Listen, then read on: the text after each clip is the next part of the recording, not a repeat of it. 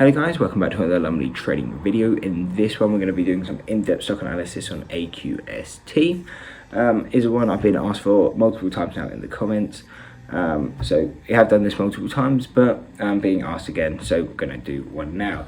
And it does seem to be a good time to be doing some analysis on this, because when we go into the flexible grid, especially on the 4 hour, we can see it's starting to come into the third deviation. So it could be the end of this upward move, at least for the time being, and wouldn't be unlikely to start seeing a pullback. But as always, we'll go through the normal analysis process, and that will be starting off any clean daily chart to see is there any gaps that need to be filled. And briefly looking at this, there isn't actually any gaps that need to be filled, so we can go straight on to the standard deviation channels. And looking at this, we can see, okay, we got a third deviation on the 4 hour at $6.37, and we can see that that is the current high of this move so far. And it does look like this could be a reversal zone, so we could struggle to actually break out of this and push higher. But if we do end up breaking out of this level and pushing higher, our kind of next target would be that 692. And that would line up very closely with the 705 fourth deviation on the 4 hour. So this could quite easily be the end of the upward move. Doesn't mean it won't go higher, but it could mean that this is where we start pulling back and coming back down to within like the $5 area. But if it does for some reason end up pushing through this third deviation, just more buying pressure comes in, we do kind of have the high target of 690 to around 705. So around that $7 is where we would expect this to kind of be the final move, at least in the near future. And yeah, the reason for that is 692, we got the standard deviation, which is the third deviation on the daily chart. We then have also got the fourth deviation on the 4 hour at that same level, and then we've also got the psychological level of $7. And we can see actually as well in this previous move that happened back in February, that also got stuck at that $7 psychological resistance. So that's kind of added resistance depending on how people plot support and resistance line. That may be a level they're also looking at. So it does look like that will be the kind of top of the move that it would go to in the near future. But if for any crazy kind of reason it keeps pushing, we would have an at least a 52-week high of around 805 being our top level, as that would be the fourth deviation on the daily. However, I don't really see it pushing to there, at least in this move. What that does mean though is we could see it come up to kind of this $7 level. We pull back, say $5, the deviations by then would readjust, and obviously then our targets would be higher, and then it would be more probable to maybe go for an $8 or $9 target.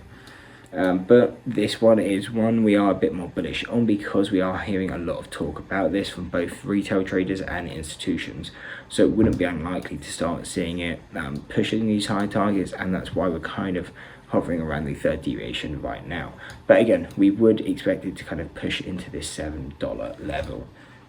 Now, we will give some targets as well to the downside, where we could see bounce opportunities and maybe confirmation if it's going to start pulling back and continuing down. And how will we kind of justify the continued move down? And that is using this level here, the 583 and the 569. If we go on to it, say a 5-day 5-minute, this is the level we're looking for. Since then, we kind of, you see, we came into these deviation levels, we've pushed up, touched the third deviation now on the 4 hour, pulled back, tried to retest it, failed again, pulled back, looks like we're trying to retest it one more time. If we fail this, we will most likely push back down and continue down to kind of this 583 and 569. So how will we know if this move is over? What we would really be looking for is a break out or break below this 583, a break below this 569, and then a retest of this 569, and then a fail off that. That would kind of give us the confirmation that, okay, this move, at least for the time being, has probably failed, and may look to redo the bullish momentum in a few weeks or months down the line. So for right now, those are kind of the key targets that we'll be looking at. If you are more of a short bias trader on it, now we are kind of at that low risk short area if you're looking to get short.